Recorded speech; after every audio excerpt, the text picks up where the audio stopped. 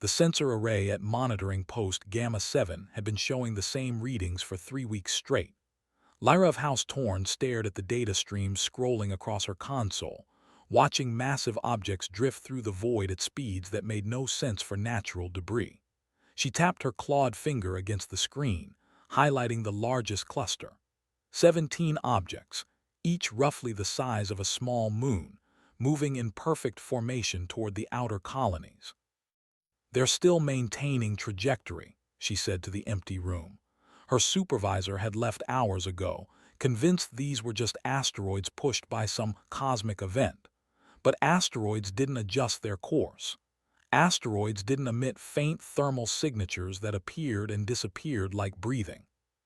3 sectors away, Daniel Cross sat in the command center of the Horizon's Edge, reviewing reports from the engineering teams. The carrier had been his home for 12 years, ever since Earth's governments decided that humanity needed a backup plan. No one had answered their radio signals. No one had visited. The coalition of advanced species had existed for centuries, and Earth wasn't invited to join. So they built the carriers in secret, hollowing out asteroids and filling them with cities, farms, factories, and weapon systems that could operate for generations. 17 carriers, each a fortress designed to protect humanity if the worst came to pass. "Admiral, we're picking up distress signals," Paul Harris said, appearing beside Daniel's chair. The strategic operations officer looked tired. They all did. Decades of preparation with no action wore on people differently than war. "Source: Coalition mining colony Belera. They're under attack." Daniel felt something shift in his chest. This was it, the moment they'd trained for. "Show me." The main display filled with intercepted transmissions, screaming, "Weapons fire," and then a word repeated over and over in 3 different languages: Ravagers. Daniel had studied every species in the Coalition database that Earth's listening posts had compiled. The Ravagers were listed as an unstoppable force, a hive-mind swarm that consumed resources and left dead worlds behind.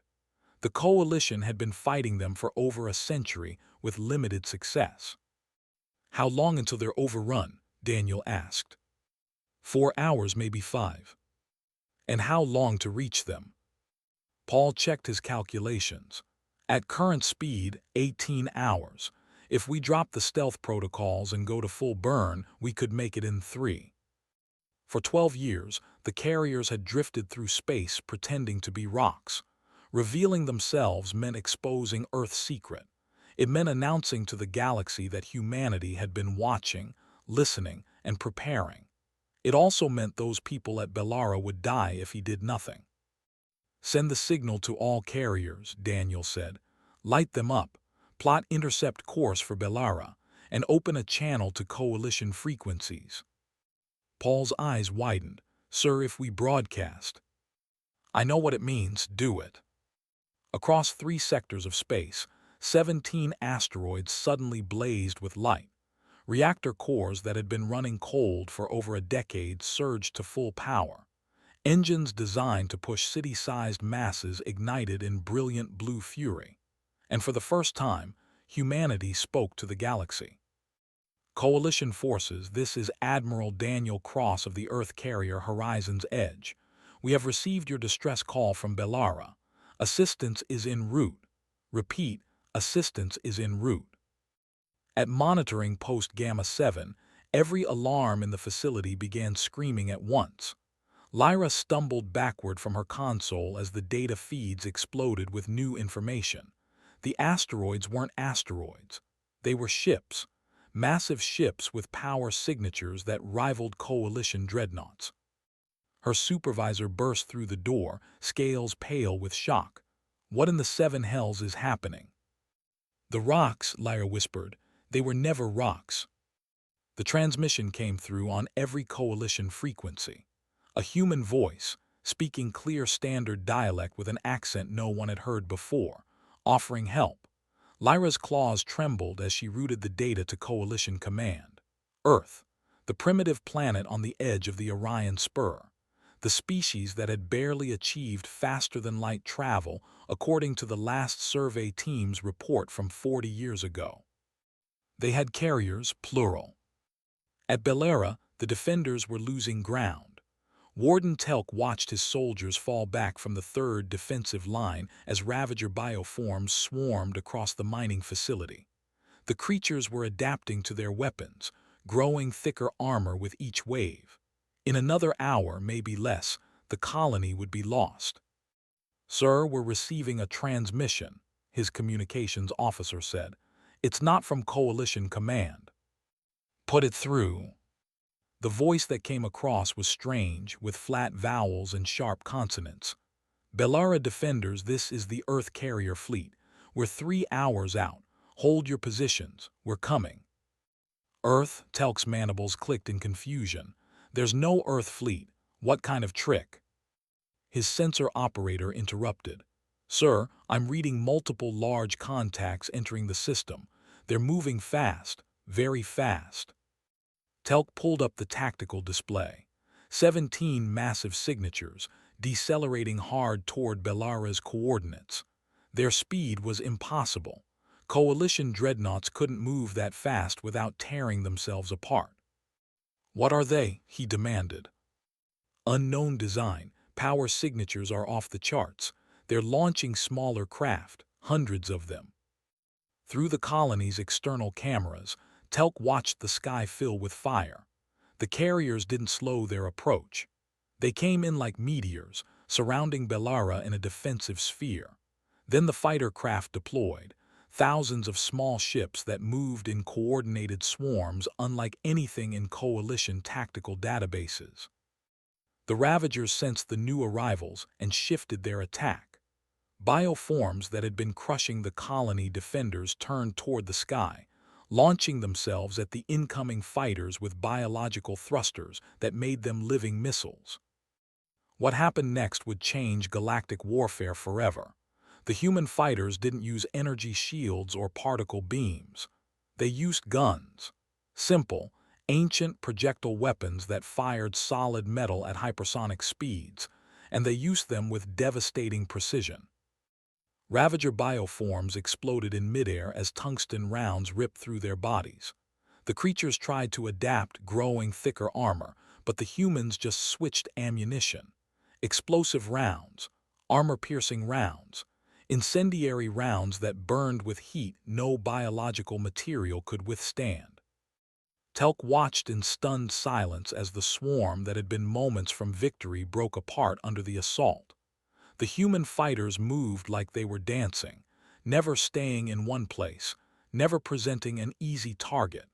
They fought like they'd done this before, like they'd spent years preparing for exactly this kind of enemy. Above the colony, the carrier Horizon's edge settled into position. Daniel Cross watched the battle unfold on his displays, feeling the weight of history pressing down on him. Humanity had just announced itself to the galaxy. There was no going back now.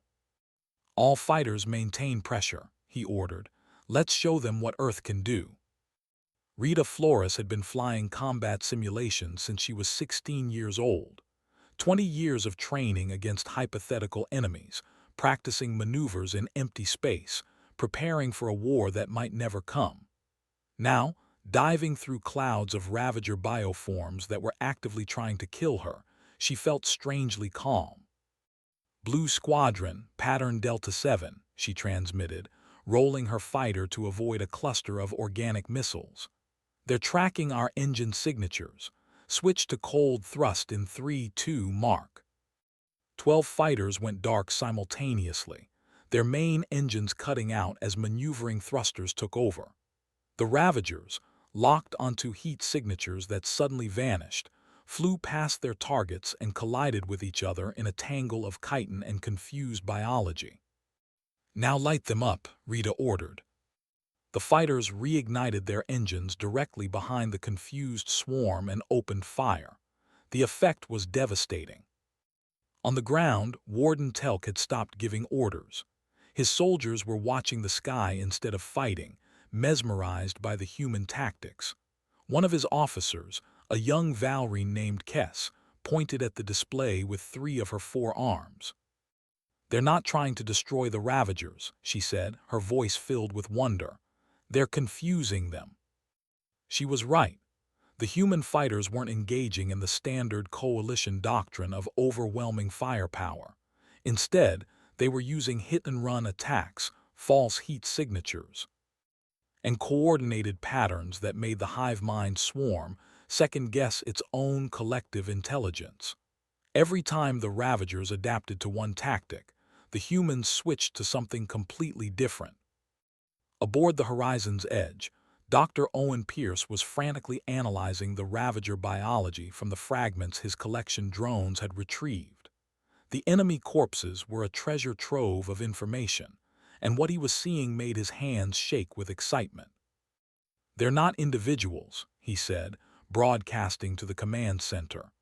"The swarm operates on pheromone signals and electromagnetic pulses.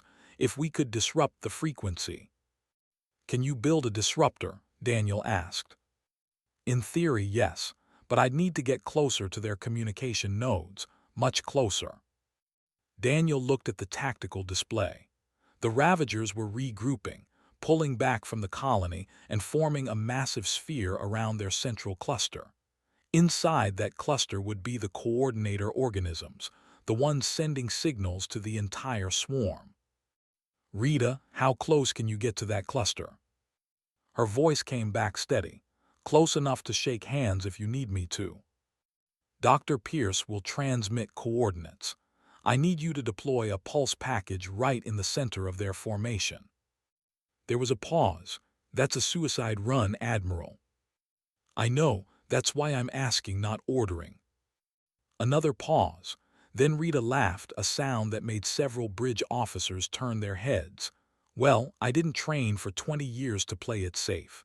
Blue Squadron, form up on me. We're going deep."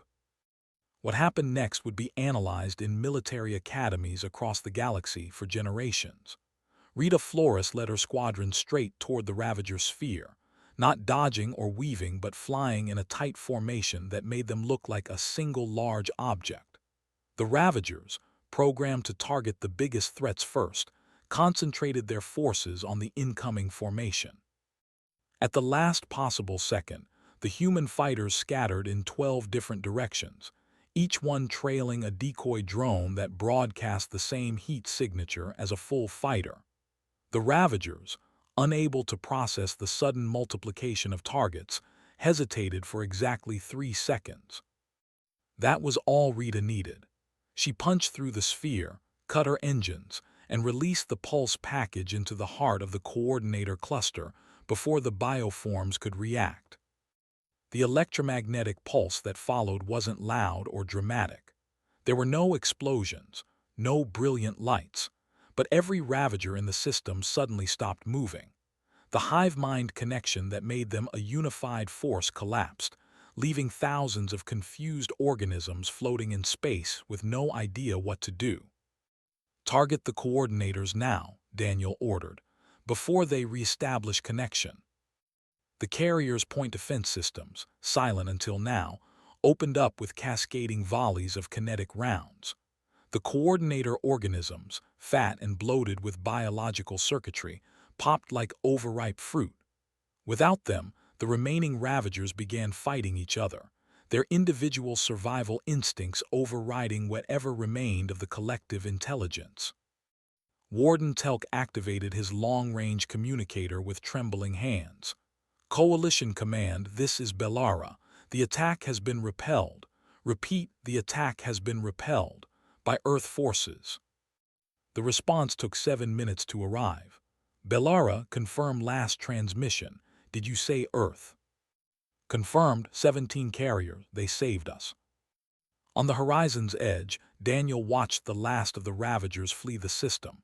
His crew was celebrating, cheering, and embracing each other. 20 years of preparation had just proven worthwhile, but he felt no joy, only exhaustion and the weight of what came next. "Admiral, we're receiving multiple incoming transmissions," Paul Harris reported. "Coalition Command wants to talk, so does their Intelligence Division, and their Military Oversight Committee, and about 40 different news networks. Let them wait, Daniel said. Launch recovery teams for our fighters, get me casualty reports, and someone find out if Bellara needs medical assistance. Sir, they're demanding immediate answers about who we are and what we want. Daniel leaned back in his chair, looking at the view screen that showed the battered colony below. The people there were alive because humanity had chosen to reveal itself. That was answer enough for now.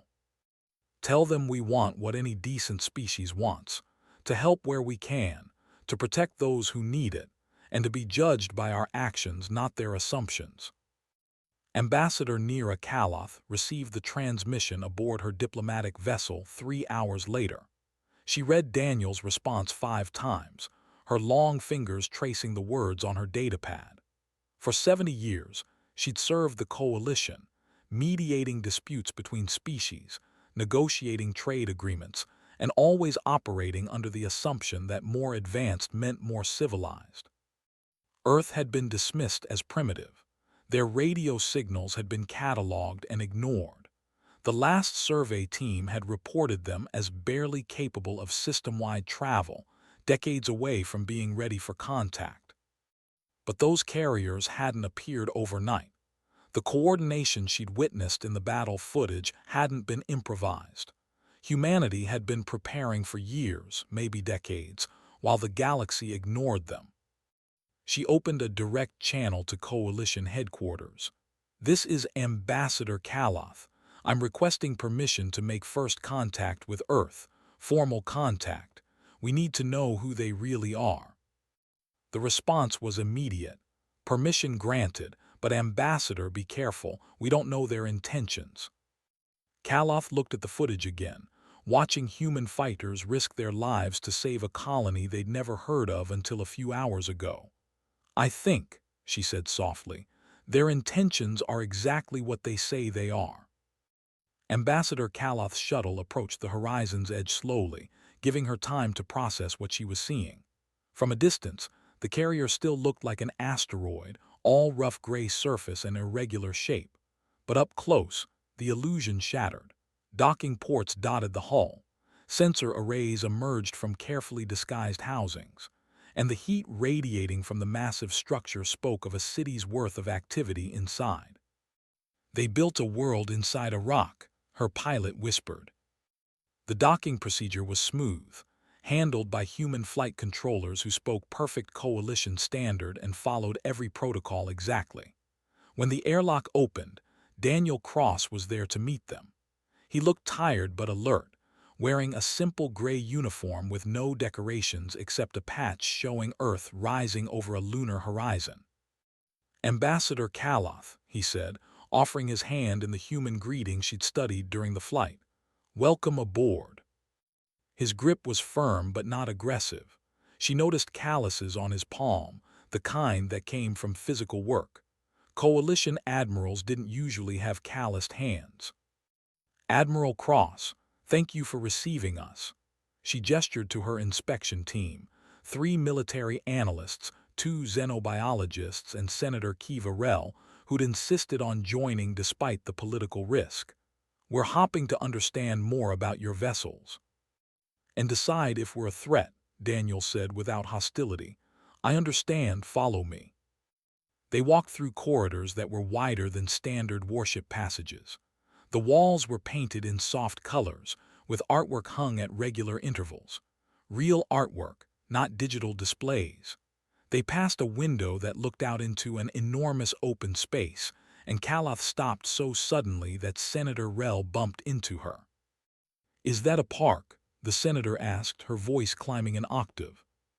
Inside the carrier, under carefully positioned lighting that mimicked natural sunlight, stretched a green space filled with trees, grass, and walking paths. People were there, sitting on benches, playing with small children, reading books. A man was teaching a group of young ones to throw a ball. We call it Central Garden, Daniel explained. Every carrier has 3 of them. People need nature even in space, especially in space. One of the military analysts, a Corvan named Tex, was scanning the area with his datapad. Admiral, My readings show this space could hold weapons emplacements, additional crew quarters, or vital systems. Why waste it on recreation? Daniel looked at him with an expression that might have been pity. Because ships aren't just machines, they're homes. We built the carriers expecting to live on them for generations, maybe forever. What good is survival if you can't actually live? They continued the tour. The medical bay was twice the size of anything on coalition vessels, equipped for treating injuries from species the humans had never met. Dr. Raymond Cole, the chief medical officer, explained his preparation enthusiastically. We had to guess about alien physiology, he said, showing them storage units filled with various atmospheric mixtures, temperature regulation systems, and what he called universal stabilization pods. The idea was to keep any patient alive long enough to figure out what they needed. We've got surgical tools designed for everything from silicon-based life to methane breathers. You prepared all this for hypothetical species, one of the xenobiologists asked. We prepared for anything, Dr. Cole said simply. That's what you do when you might be alone forever. Laura Grant, the chief engineer, was equally enthusiastic about showing them the propulsion systems. The engine room was a maze of redundant systems, backup generators, and what she called fail-safe mechanisms. Coalition ships are elegant, she explained, pulling up comparison schematics. Beautiful engineering, single systems optimized for maximum efficiency. But if something breaks, you're dead in space until you get parts. And your approach, Senator Rell asked. If something breaks, we have two other ways to do the same job. If all three break, we have manual backups. If those fail, we have procedures to cannibalize other systems. Our ships aren't elegant, they're stubborn. Tex was examining the reactor core specifications. These power outputs are inconsistent, sometimes running at 30%, sometimes at full capacity. That's inefficient. That's flexible, Laura corrected. We can run silent for months on minimal power or burn hot when we need speed. Coalition reactors are either on or off. Ours are designed to adapt. The tour continued through hydroponic farms where Helen Yu grew enough food to feed 8,000 people indefinitely. Through schools where children learned mathematics, history, and combat techniques side by side. Through workshops where crew members built everything from furniture to replacement parts using raw materials mined from actual asteroids they'd collected during their drift. How many people live on this carrier? Ambassador Kaloth asked. 7,216 as of this morning, Daniel answered. We had 3 births during the approach to Bellara. You brought civilians into a combat zone. We brought our families, our community. Where else would they go? Daniel stopped at another viewing port, this one looking out at the stars. Ambassador, I don't think you understand what these carriers are. They're not warships that happen to have living quarters. They're cities that happen to have weapons. Senator Rell had been quiet for most of the tour, but now she spoke up. Why did you never contact us? You clearly have the technology. Why hide? Daniel was quiet for a long moment. We tried. For years, we broadcast greetings, invitations, requests for contact. We received nothing.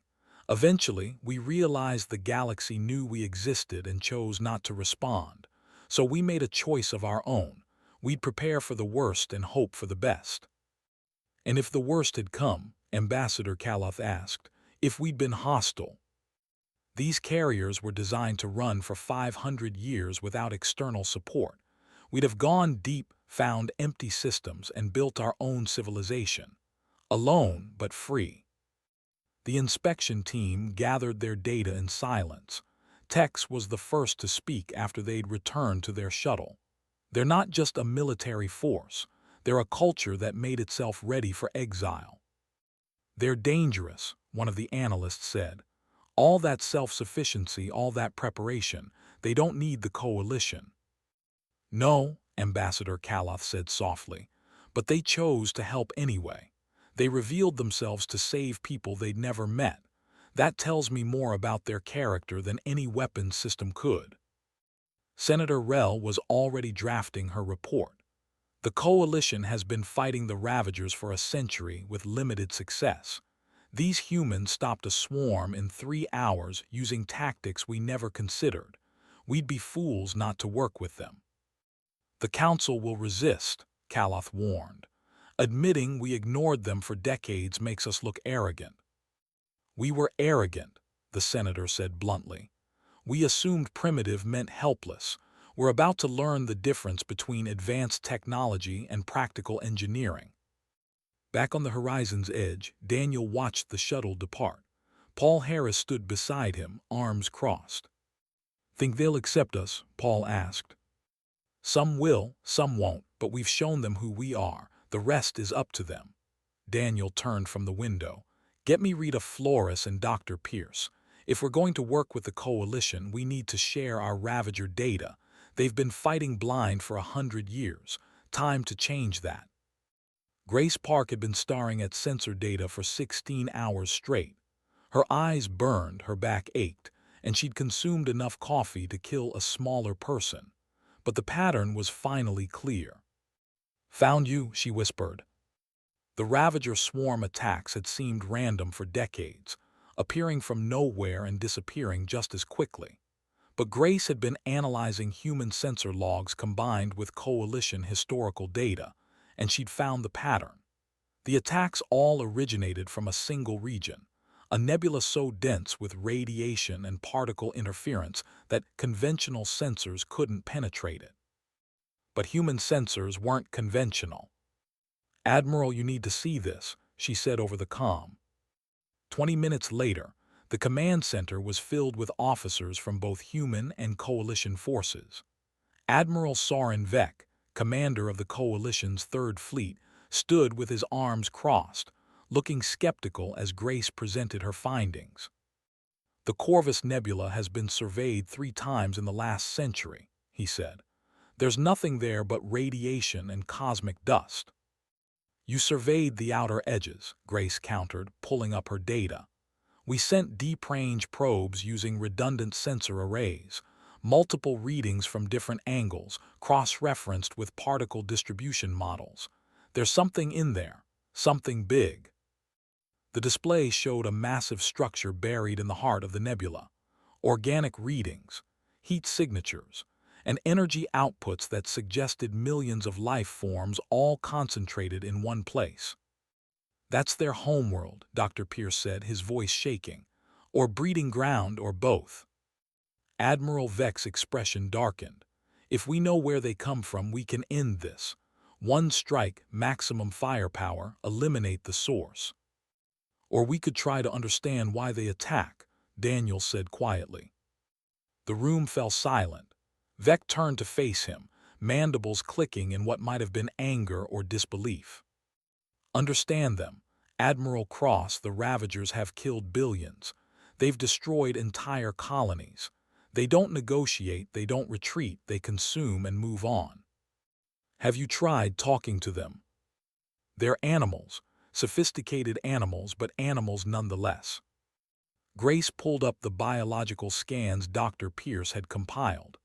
Actually, sir, the data suggests otherwise. Their neural structures are complex. The coordinator organisms show signs of advanced processing. They might be more intelligent than we assumed. Intelligence doesn't equal peaceful intent, Vec argued. No, Daniel agreed, but it means there might be reasons for their behavior, reasons we can address without genocide. The word hung in the air like poison. Senator Rell, attending via holographic link, leaned forward in her projection. Are you suggesting we attempt first contact with the Ravagers? I'm suggesting we gather more information before we make a decision we can't undo. Admiral Vec slammed his fist on the table. Information. We have a century of information. Dead colonies, orphaned children, destroyed civilizations. That's all the information I need. Then let me gather more, Daniel said calmly. Give me 3 days. If I can't learn anything useful, we'll proceed with your plan. And if they attack during those 3 days, we defend ourselves, same as always, but we try communication first. The debate lasted another hour. Finally, with Senator Rell's support, Daniel got his 3 days. The human carriers moved into position around the nebula while coalition forces maintained a defensive perimeter. Tony Reed, the combat engineer, spent his time identifying structural weaknesses in the Ravager homeworld, just in case the diplomatic option failed. "If we need to bring it down, I can do it," he reported. Strategic charges at these 3 points would trigger a cascade failure. The whole structure would collapse in on itself. "Let's hope it doesn't come to that," Daniel said. Dr. Nina Ortiz, the human linguist who'd studied every known alien language, prepared the first contact package. Mathematical sequences, chemical formulas, visual patterns, sound waves, every method of communication humanity had ever conceived, broadcast on every frequency that might penetrate the nebula. For 2 days there was no response. On the 3rd day something changed. The Ravager attacks across the sector suddenly stopped. Not slowly, not gradually. They just stopped as if someone had flipped a switch. Every swarm in coalition space went dormant simultaneously. "They're listening," Nina said, her hands shaking with excitement. "They heard us and they're waiting." Grace detected movement in the nebula. Massive shapes emerging from the radiation clouds, heading toward the human carriers. Not attacking, just approaching. "Admiral, we have incoming," Paul Harris reported. "Multiple bioships. They're not showing hostile intent." "All weapons hold fire," Daniel ordered, "but keep targeting solutions active." The bioships were beautiful in a disturbing way. Organic hulls that pulsed with bioluminescence, moving with grace that no mechanical ship could match. They formed a sphere around the lead human carrier, close enough to be threatening but not quite close enough to be an act of war. Then the communication came, not in words, not in images, in chemicals. Nina's sensors detected complex organic compounds being released into space, creating patterns that repeated and shifted. She fed the data through every analysis program she had, looking for meaning in the molecular sequences. "It's language," she breathed. "Chemical language, they're speaking to us." The translation took hours, cross-referencing chemical structures with emotional states, mathematical concepts, and abstract ideas. The message that emerged was simple but profound. Why? One word, one question. Why had humanity tried to communicate? Why had they stopped fighting? Why offer understanding to an enemy? Nina crafted a response, carefully selecting chemicals that might convey complex ideas. Survival, cooperation, the possibility of peace, the hope that violence wasn't the only answer. The Ravager ships remained motionless for what felt like an eternity. Then they released another chemical sequence. This one was longer, more complex.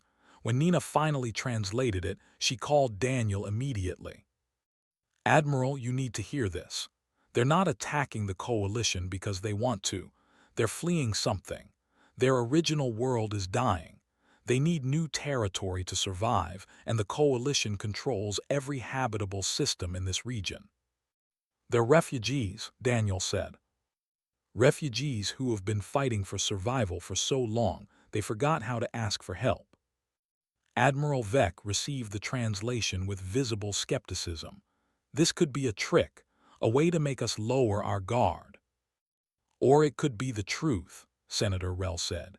"And if it's the truth, we have an opportunity to end a century of war without firing another shot." "How?" Vec demanded. "We can't give them our worlds." Daniel pulled up star charts showing the unexplored regions beyond coalition space. "We don't have to. The galaxy is full of uninhabited systems.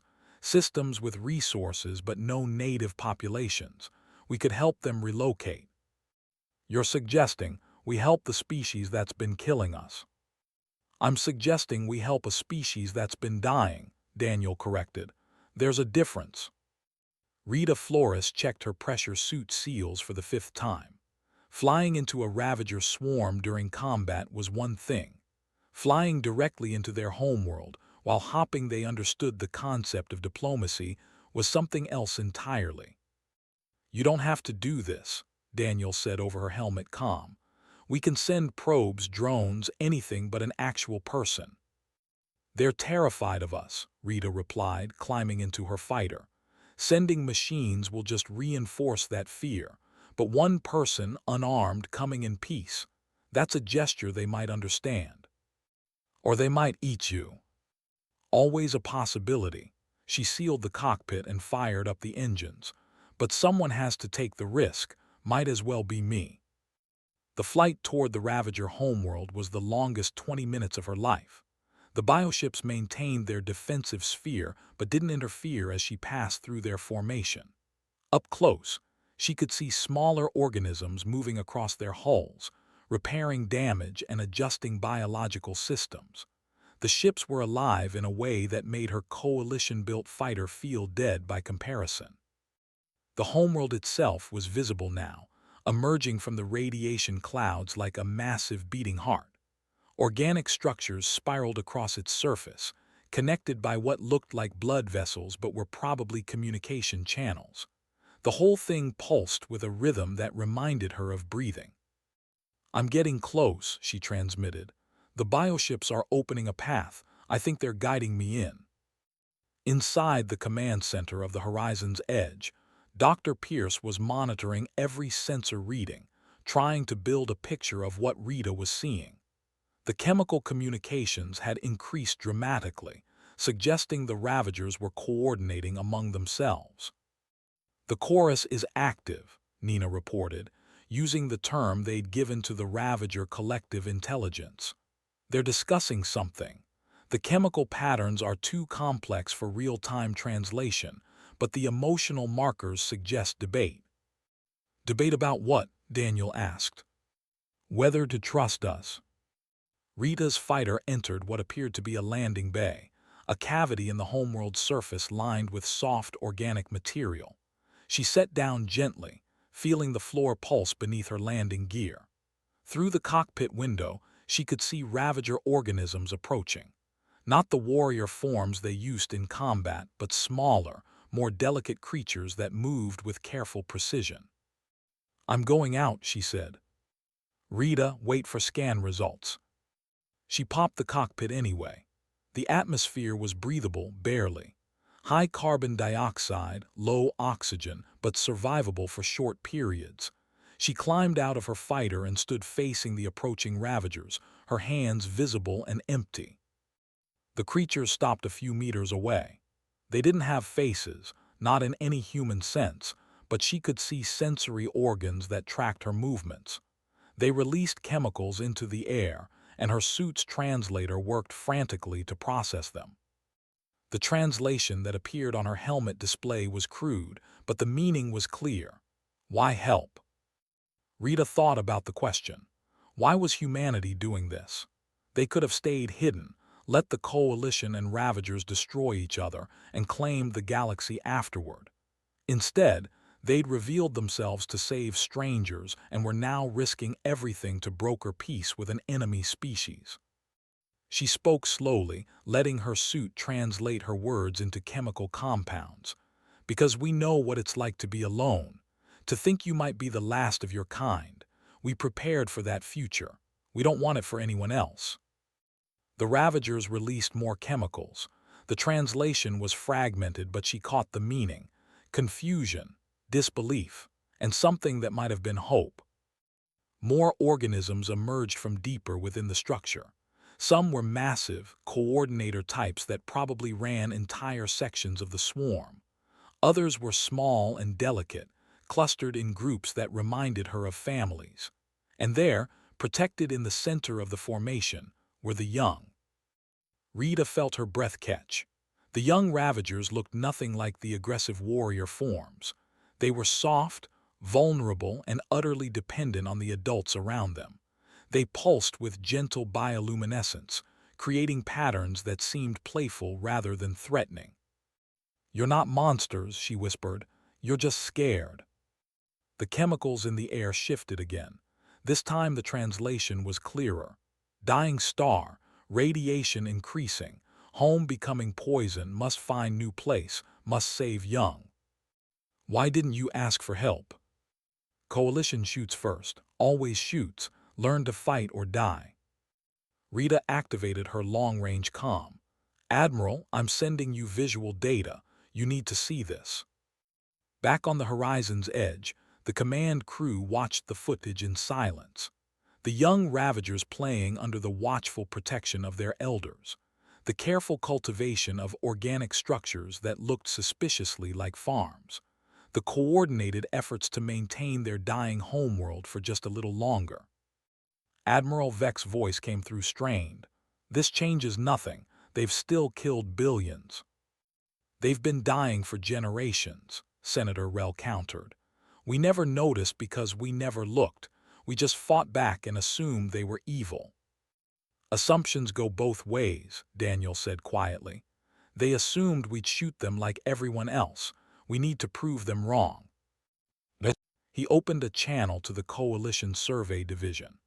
I need complete scans of systems 447 through 523, uninhabited regions with stable stars and planets capable of supporting carbon-based life.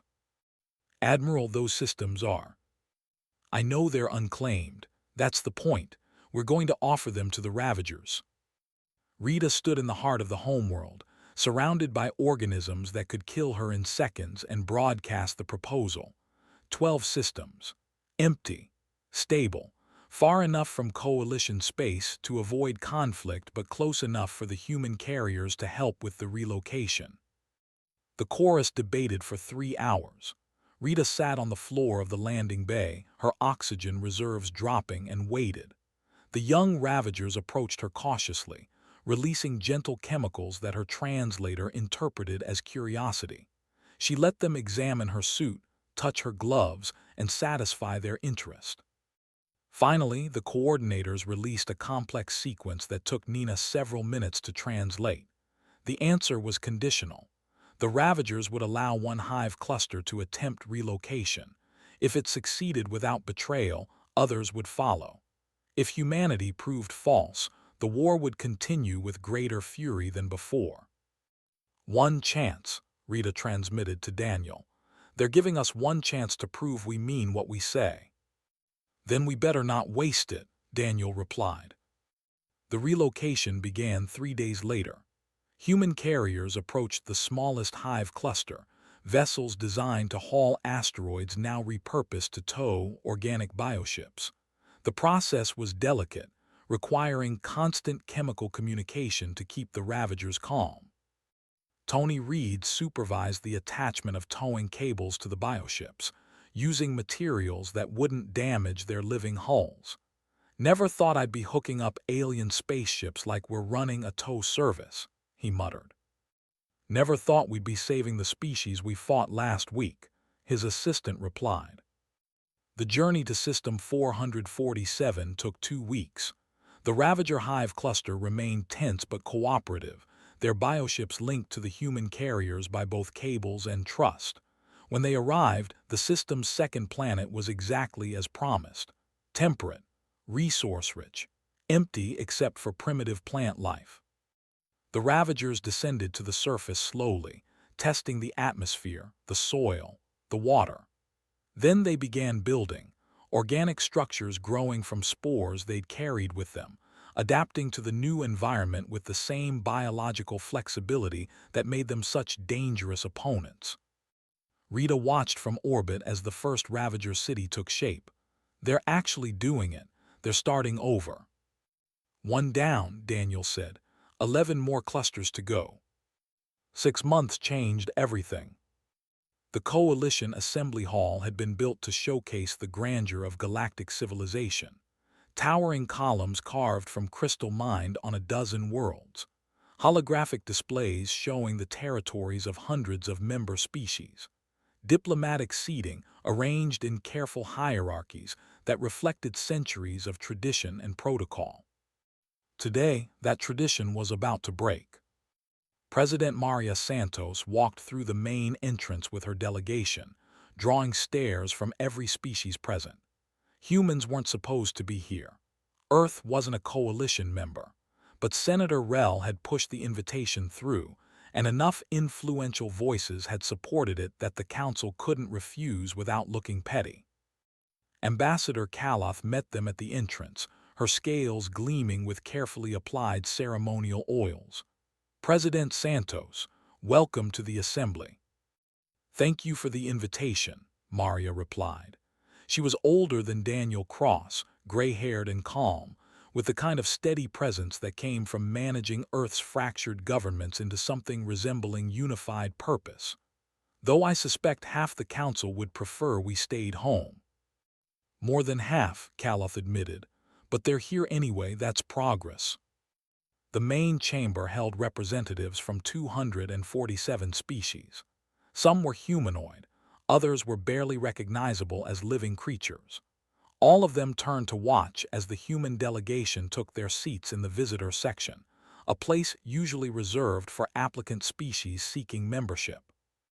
The session began with formal proceedings, trade agreements, territorial disputes, the usual business of keeping a galactic civilization functioning. Then Council Speaker Ivan, an ancient Talrith with skin like aged leather, called for new business. The Council will now hear the petition regarding species classification for Earth and status proposals for human integration. Admiral Vec rose from the military section. Maria had been warned he would speak against them.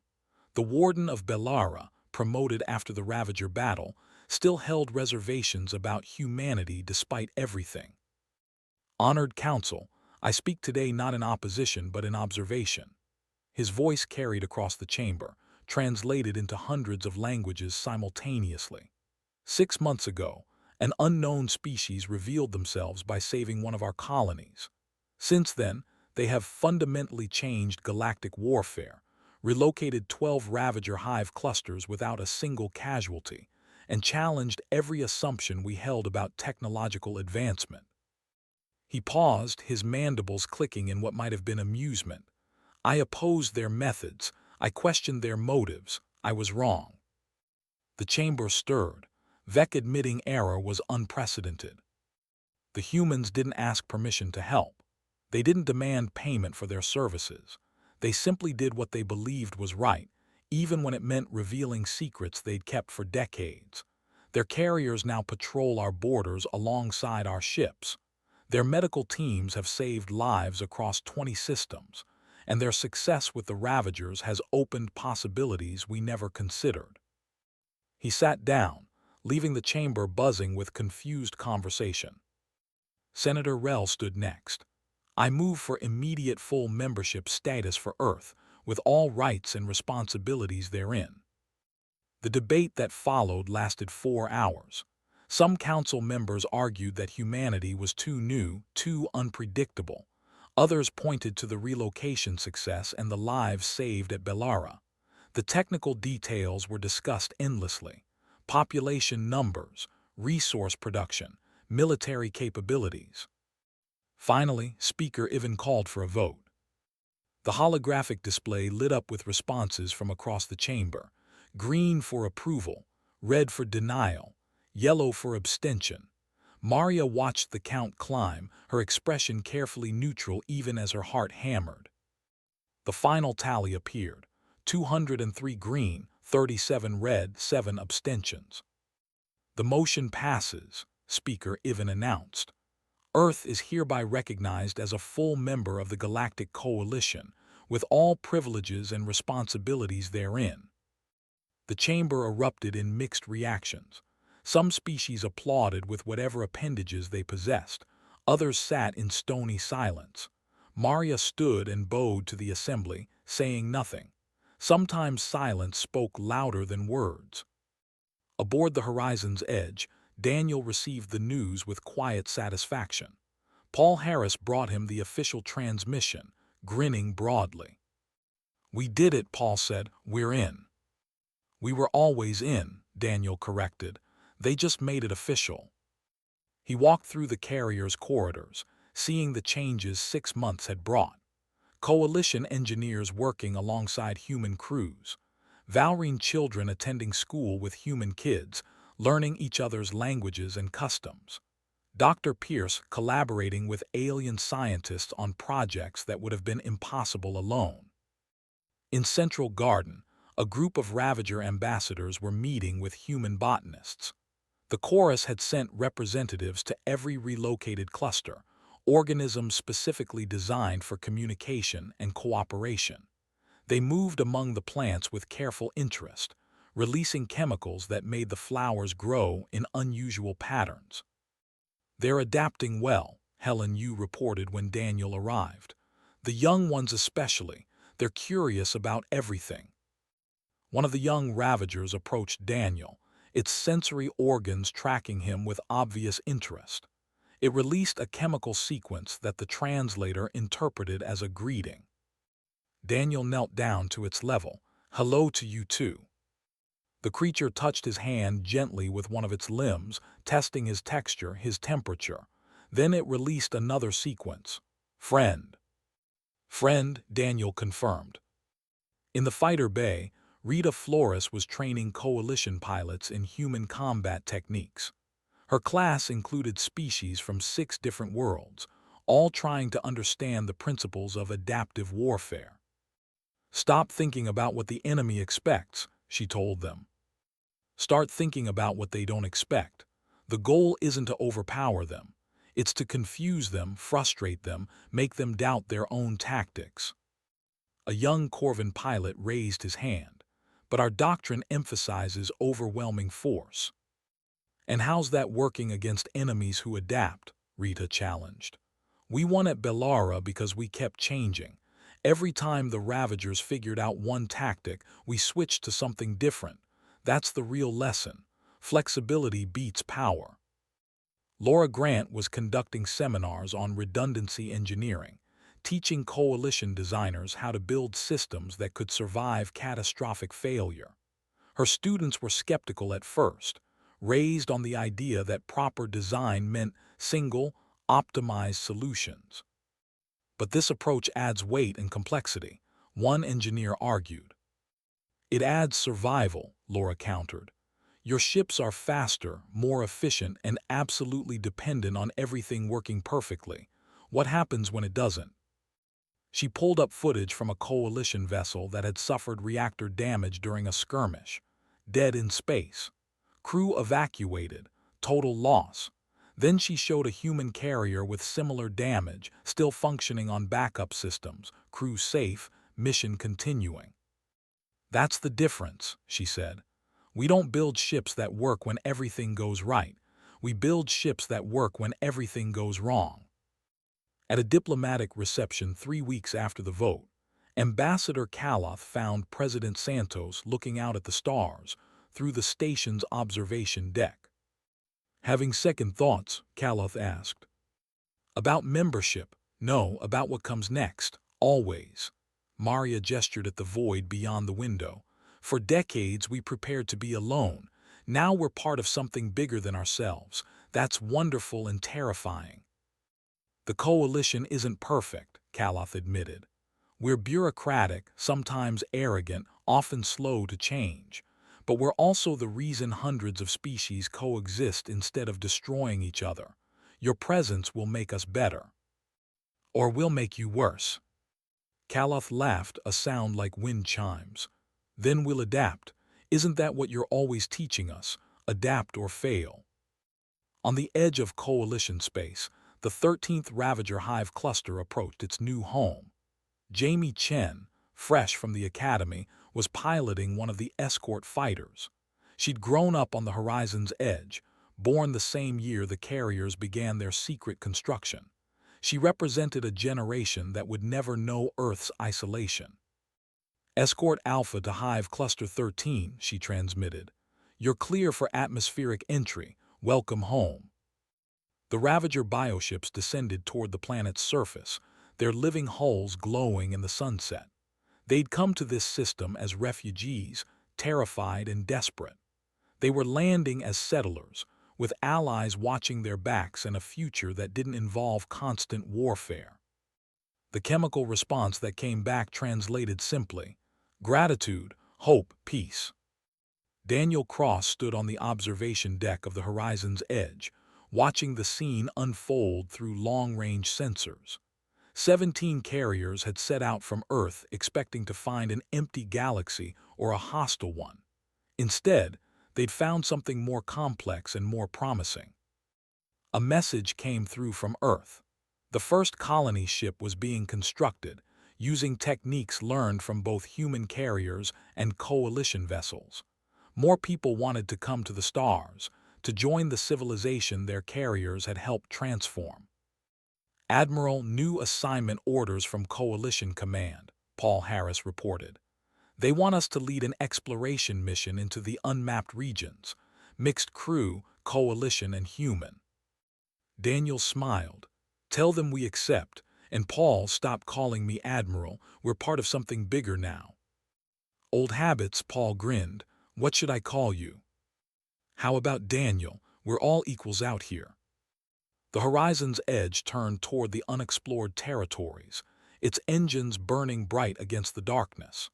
Behind it, the galaxy humanity had joined continued its ancient dance, now with new partners who'd learned that strength came in many forms. Earth had forged its star-crossing carriers in isolation, preparing for a future that might never come. That future had arrived, different than expected but full of possibilities. The galaxy hadn't seen them coming, but now that they were here, everything had changed. And somewhere in the void, 17 carriers full of stubborn, adaptable, hopeful humans were ready to see what came next.